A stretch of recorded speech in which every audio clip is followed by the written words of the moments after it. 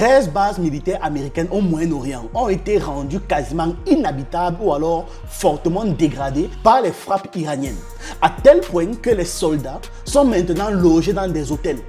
Les soldats américains, oui. L'Iran ne baisse pas la garde et annonce que les hôtels qui hébergent les soldats états-uniens sont désormais des cibles.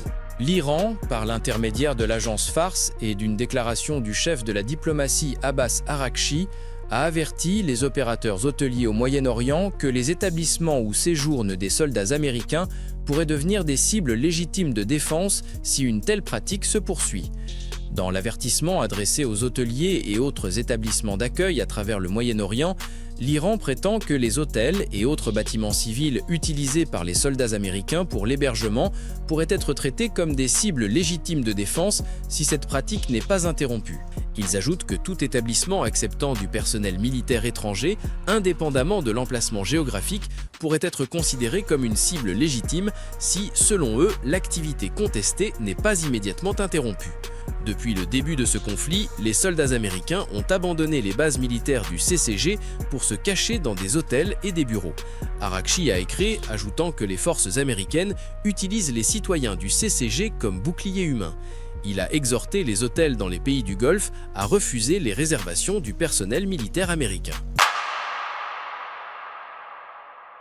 Le 25 mars 2026, le New York Times publie une enquête sur le sujet, confirmée ensuite par des déclarations du Pentagone et du CENTCOM, c'est-à-dire globalement l'armée américaine au Moyen-Orient, et ça a été relayé par plusieurs médias internationaux. On parle ici de bases majeures, stratégiques, centrales dans l'architecture militaire américaine dans la région. La base Prince Sultan en Arabie Saoudite, où un avion AWACS E-Sentry a été détruit et plusieurs ravitailleurs KC-135 ont été endommagés. La base Al-Udeid au Qatar, le pilier littéralement de l'Air Force dans le Golfe, avec des pistes fissurées, des hangars détruits et des systèmes de commandement touchés. La base de Al-Dafra aux Émirats Arabes Unis, où des avions de combat comme les F-35 et les F-16 ont été détruits et endommagés. Petit rappel, si vous voulez passer à un niveau supérieur, je vous présente Holacraft, notre plateforme de formation dédiée à 100% aux compétences numériques. Que vous vouliez maîtriser le dessin animé, le montage vidéo, faire du contenu sur YouTube, la programmation ou même la création de miniatures, tout est là. On ajoute de nouveaux modules constamment pour couvrir tous les sujets des métiers du digital.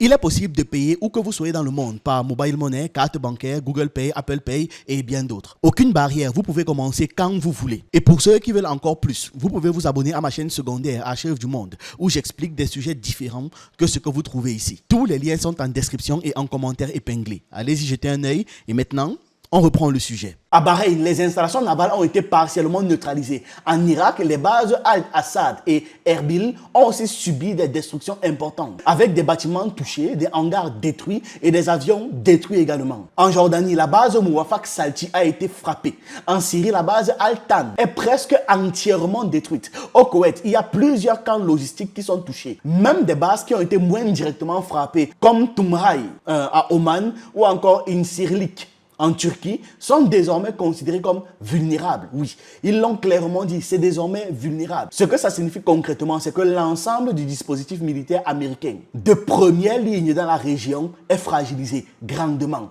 Pas totalement détruit, mais ça a été rendu tellement instable, tellement vulnérable et tellement exposé qu'ils ont dû prendre des mesures inédites. Donc, face à la situation, Washington prend une décision opérationnelle immédiate. Disperser les troupes. Entre 4800 et 6200 soldats américains, sur un total d'environ 40 000 voire 45 000 soldats présents dans la région, sont relocalisés. Et ils ne sont pas envoyés dans des bases secondaires, ils ne sont pas envoyés dans des installations renforcées. Ils sont envoyés dans des hôtels, des bureaux et des sites civils temporaires. Et tout ça est réparti en Arabie Saoudite, aux Émirats Arabes Unis, au Qatar, au Bahreïn, au Koweït et en Jordanie. À Riyad, les soldats sont hébergés dans des hôtels comme le Marriott diplomatique Carter ou encore le Sheraton. À Dubaï, dans des établissements comme le Hilton Jumeirah, le Marriott Marquis ou l'adresse Downton. À Doha, ils sont au Four Seasons ou encore au Saint-Régis. À Manama, ils sont au Ritz-Carlton et au Four Seasons. Ce sont des hôtels 4 et 5 étoiles seulement, vraiment haut niveau, en plein cœur de zones urbaines.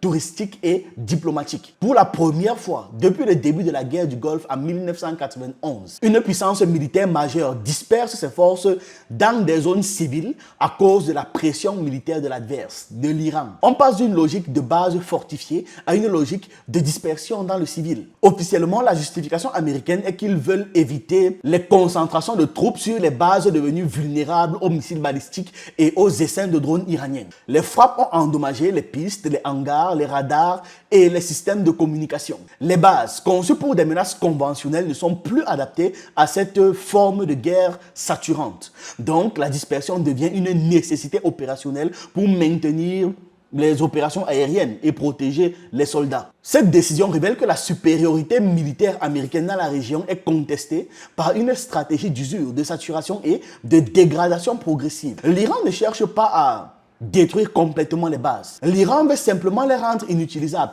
tellement inconfortables et dangereuses à occuper que les gars préfèrent partir ailleurs. Et cette improvisation a un coût, parce que depuis ces hôtels, les opérations continuent, mais elles sont dégradées. Le commandement n'est plus centralisé dans des centres sécurisés, mais dans des salles de réunion improvisées avec des connexions internet plus ou moins sécurisées des hôtels. Sans parler du fait que dans un hôtel, il peut y avoir toutes sortes d'espions, et les Américains ne sont pas au courant. Les décisions prennent entre 30 minutes et 90 minutes de plus dans la situation critique. On a des équipages entiers qui doivent faire des navettes sécurisées pour pouvoir rejoindre les avions restants, ce qui augmente encore la fatigue et les risques. La capacité de ravitaillement en vol a déjà baissé de 20 à 25% à cause des pertes et des dégâts.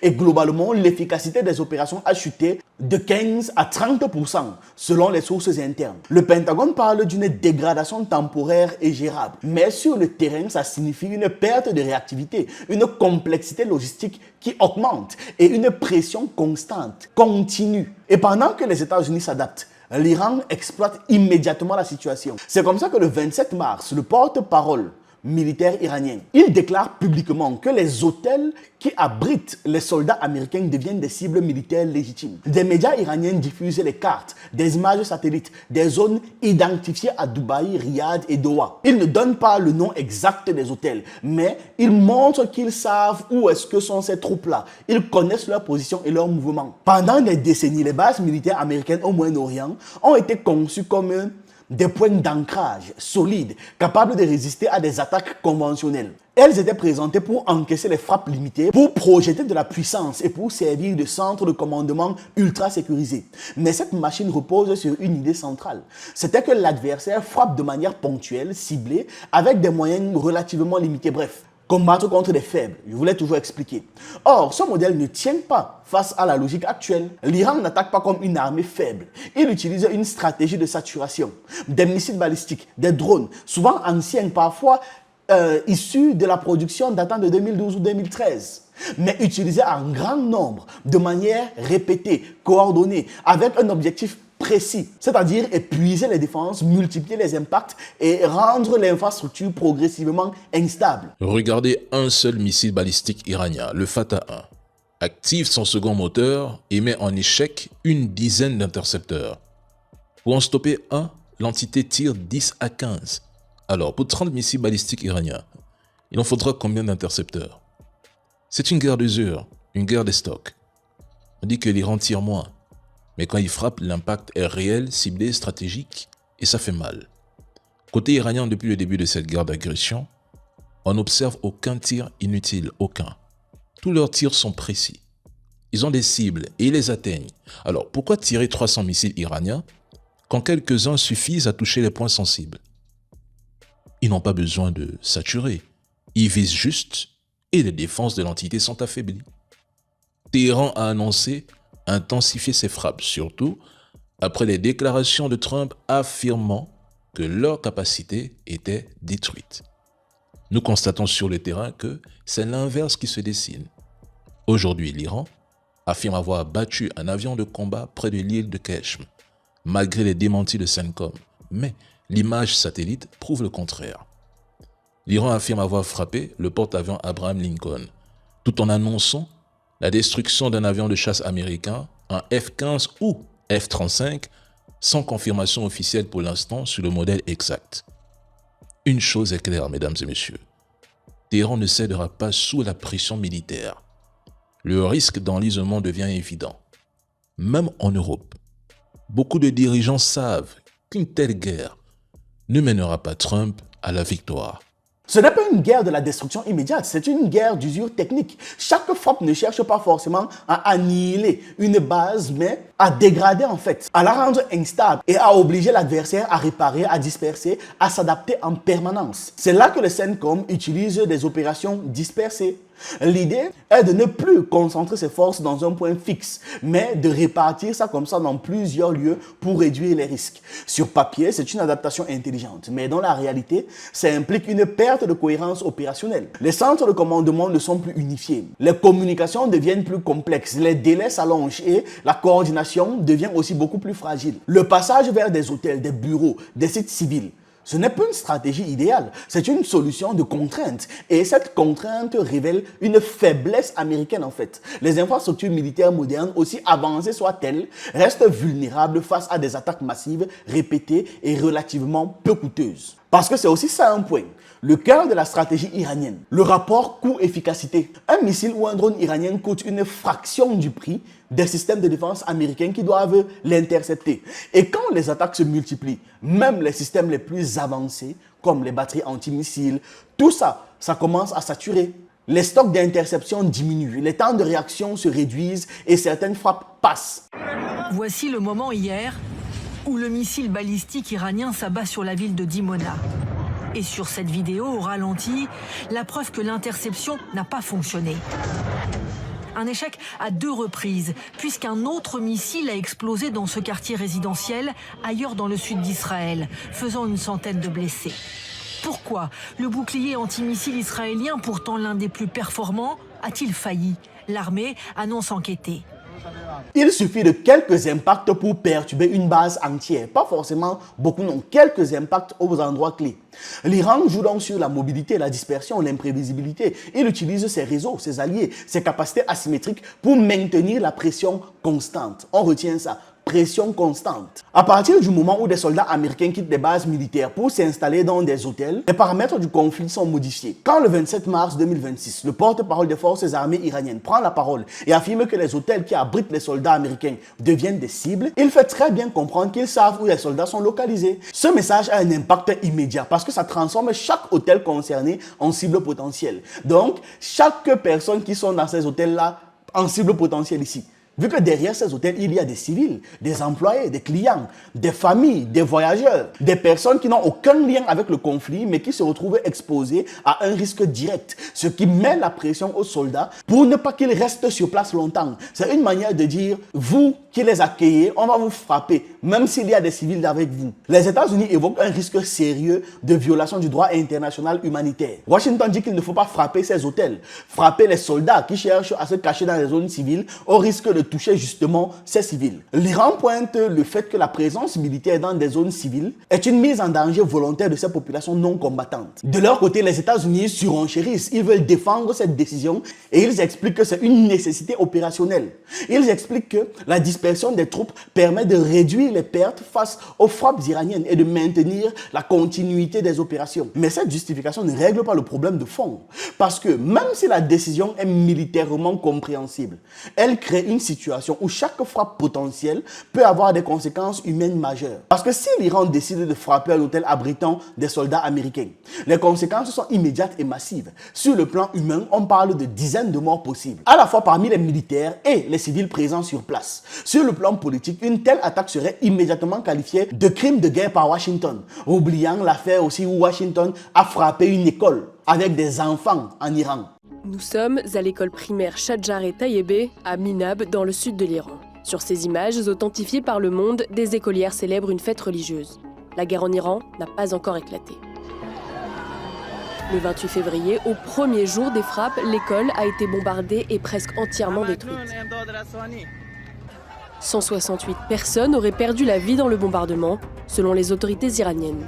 Là, on n'a pas entendu Washington parler de crimes de guerre. Mais l'escalade ne s'arrête pas au fait de potentiellement toucher les civils. Une attaque de ce type pourrait, déclencher une mobilisation plus large. Bon, les États-Unis et Israël, on les a déjà mis de côté. Ça pourrait quand même faire en sorte que les pays du Golfe directement concernés s'impliquent. Ces pays pourraient je conjugue vraiment au conditionnel, pourraient se sentir obligés de sortir de leur position actuelle relativement discrète pour clairement prendre parti. Et si ces pays entrent en jeu, des points stratégiques comme Hormuz ou alors Bab el-Mandeb pourraient être totalement bloqués, notamment par les actions des Houthis ou d'autres groupes alliés de l'Iran. En tout cas, les gouvernements de l'Arabie Saoudite, des Émirats Arabes Unis, du Qatar et de Bahreïn expriment leur mécontentement face à une situation qu'ils n'ont pas choisie mais qu'ils doivent désormais gérer sur leur propre territoire. Moi, je dis qu'ils ont choisi parce qu'en acceptant que cette guerre se mène sur ton territoire, tu acceptes les conséquences aussi sur ton territoire. En acceptant d'accueillir les soldats dans les hôtels civils, ils s'exposent immédiatement à un risque supplémentaire.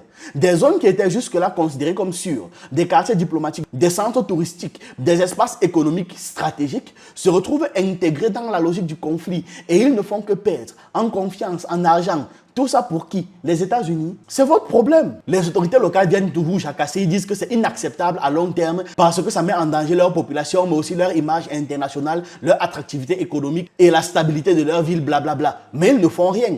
En attendant, ils se contentent de jacasser et de regarder. Ils ont fait semblant de taper du poing sur la table en disant qu'ils veulent un renforcement immédiat des systèmes de défense autour des zones concernées. Ils demandent le déploiement supplémentaire de batteries antimissiles, de surveillance accrue et surtout des garanties claires sur la durée de cette situation. Il est hors de question pour eux, d'après leur communiqué, que cette présence militaire dans des zones civiles devienne permanente. Des délais sont évoqués en privé, entre 4 à 6 semaines maximum, avec l'objectif de rétablir rapidement des capacités militaires sur des sites plus sécurisés. Mais ces gars ne réfléchissent pas. Depuis le début de ce conflit, ils se rendent bien compte que les États-Unis n'arrivent à rien protéger. Mais vous acceptez qu'ils partent dans des hôtels en disant que protéger ces hôtels, ils vous disent oui et vous secouez la tête, vous vous tournez, vous partez. Est-ce que ça a un sens? Leur propre base, ils n'ont pas pu protéger. Ce sont vos hôtels qu'ils vont protéger. Il y a une question qui se pose. Qui assume la responsabilité? Parce que toutes ces relocalisations ne sont pas neutres financièrement, c'est pas gratuit. Et sur ce point, les pays hôtes nous sortent qu'ils attendent des États-Unis qu'ils prennent en charge non seulement